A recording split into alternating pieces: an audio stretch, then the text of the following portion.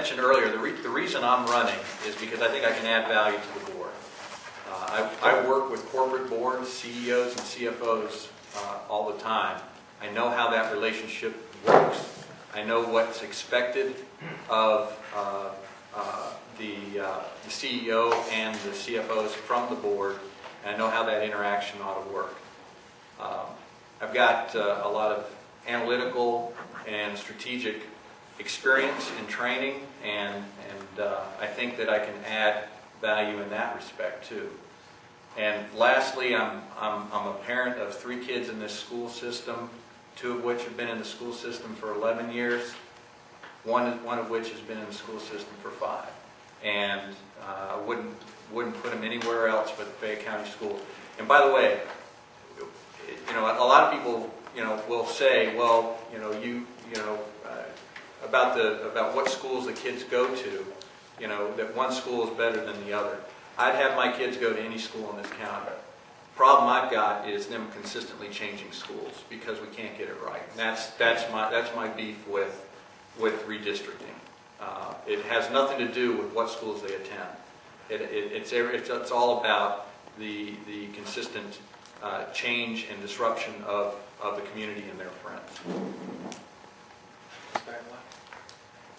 Well, with my 20 years of experience, I've been in the classroom, I've been observing student teachers, I've been studying research, traveling the country and going to different school districts and looking at their policies and seeing what they do and seeing what works and seeing what doesn't work. I bring that experience to the board. I had a technology grant that enabled me to travel to Washington, D.C. 4 years in a row and hear from the top experts in educational technology. And that was all very wonderful and all very nice. And I met some extraordinary people who were at the top of their field in educational technology and using all kinds of electronic tools to help kids learn. But I had to bring that back to my students, my college students, and I had to say, well, I'm going to take what I've learned from all these national organizations and all these wonderful people and teach my college students, and then they go out into the classroom and try out what I'm telling them. And then they come back to me and they said, well, it either worked or it didn't work. So I'm in the position with a certification in educational leadership, with a doctorate in educational leadership. I know about policy. I'm going to make the best policies I can because I have 4 children. Elementary, middle, high school, got it all covered in Fayette County. And I want the best for them. And I want us to improve. I want us to be the top school district in the nation. And Janet, you said that we were 16th in the country. And so I was just wanting some references on that because that is really good. It is Expansion Management Magazine awarded Fayette County its 6th gold medal award for academic achievement and rated us 16%, top 16%. Actually, it's 2 years in a row. Oh, top 16%, so we're not 16th in the country. No, top 16% in the country. 16%. And if you Google that magazine, you'll see those charts. And it was Newsweek magazine that rated 3 of our high schools in the top 5% in the country just this year, just about 2 weeks ago. Because I'm sorry, time's up, but I thought you had said we were 16th in the country, and I was just wanting to know. Top 16%. Top 16%. Mr. Ace. Okay, I'm sorry. First of all, briefly, I'd like, if anything I've said has been, I didn't mean to be derogatory or demean anything that prior school boards have done, because I think they've done a great job.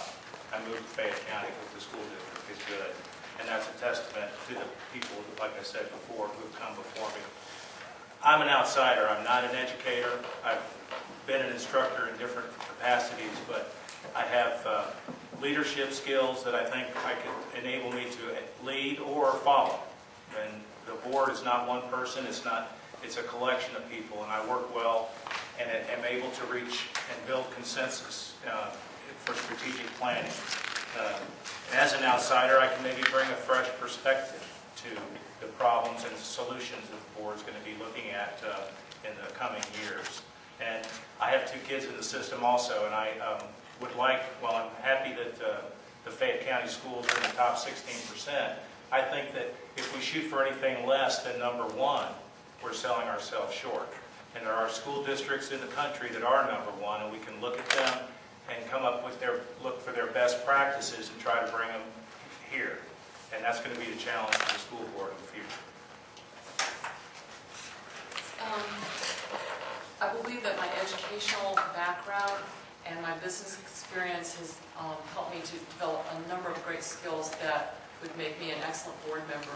I'm a very good listener. I like to listen to people, to hear what their problems, what their concerns are, communicate with them either by telephone, in person, or email is great because that way we can all have a time to communicate with one another and get our needs expressed and answer questions that might happen. I'm an excellent problem solver. That's part of my training is to solve problems, and I like to be able to think outside the box. I'm very much of a team player.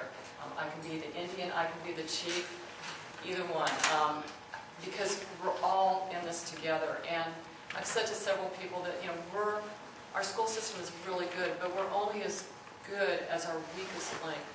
And what we need to do is make sure that we bring up our weakest link. I mean, we've got a lot of good schools, but there's some that are struggling a little bit more than some of the others. And we need to make sure that they're all on the equal playing field.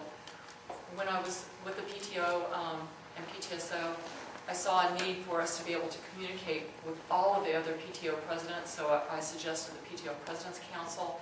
That was invaluable to communicate the needs and concerns of others. Being on the Facilities Equity Committee, that is critical that all of our schools have an equal foundation.